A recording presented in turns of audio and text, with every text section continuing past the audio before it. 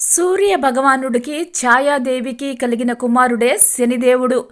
శనిదేవుడు నవగ్రహాలలో ఏడవవాడు. శనీశ్వరుడి కుడి చేతిలో దండం, ఎడమ చేతిలో కమండలం, ఖడ్గం ఉంటాయి. శనీశ్వరుడి వాహనం కాకి.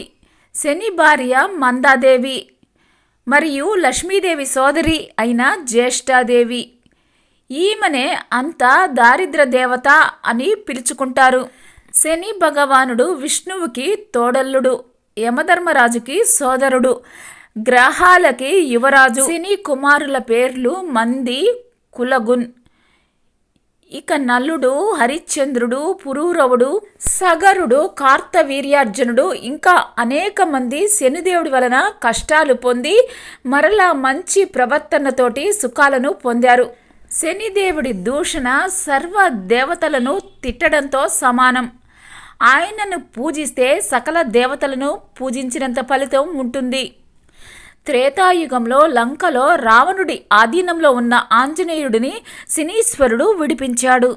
అందుకే హనుమత్ దీక్షలో ఉన్నవారిని, మందుడికి ఇష్టమైన నల్లని దుస్తులు ధరించే అయ్యప్ప భక్తులను ఎప్పుడూ శనీశ్వరుడు బాధించడు.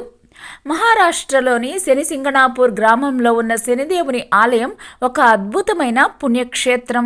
ఇక్కడి దైవం స్వయంభువు అనగా భూమి నుంచి స్వయంగా ఉద్భవించిన నల్లని రాతి విగ్రహం. అనాది కాలం నుంచి కొలువై ఉన్నాడు. కలియుగం ప్రారంభం నుంచి ఈ రాతి విగ్రహం ఉంది. ఒక గొర్రెల కాపరి పదునైన చువ్వతోటి రాతిని ముట్టుకోగా దాని నుంచి రక్తం కారడం ప్రారంభమైంది. దాంతోటి గొర్రెల కాపరి ఊరు మొత్తాన్ని పిలుచుకొని వచ్చాడు. ఆ అద్భుతాన్ని గ్రామ ప్రజలు అందరూ చూశారు. ఆ రాత్రి గొర్రెల కాపరి కలలో శనీశ్వరుడు కనిపించి తాను శనీశ్వరుడు అని రాతి విగ్రహంలో వెలిశానని చెప్పాడు. ఆకాశం తన నీడ అని, తనకి ఎలాంటి నీడ అవసరం లేదని చెప్పాడు. ప్రతిరోజు తనకి తైలాభిషేకం చేయాలని ఆ గొర్రెల కాపరిని ఆదేశించాడు. అంతేకాకుండా తన వలన ఈ గ్రామానికి ఎలాంటి దొంగల భయం ఉండదని చెప్పాడు. అప్పటి నుంచి ఈ గ్రామానికి దొంగల భయం లేదు. ఈ రోజు వరకు కూడా ఎలాంటి కప్పు కానీ, దేవాలయం గోపురం కానీ ఈ శనిదేవుడికి ఉండదు.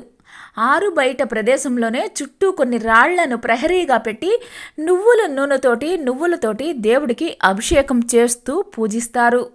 దొంగల భయం అసలు లేని ఊరే శనిసింగణాపూర్.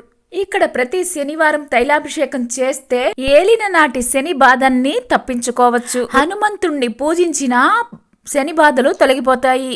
శని దశ నడుస్తున్న వారు శివుడిని పూజించినా కూడా ఫలితం ఉంటుంది.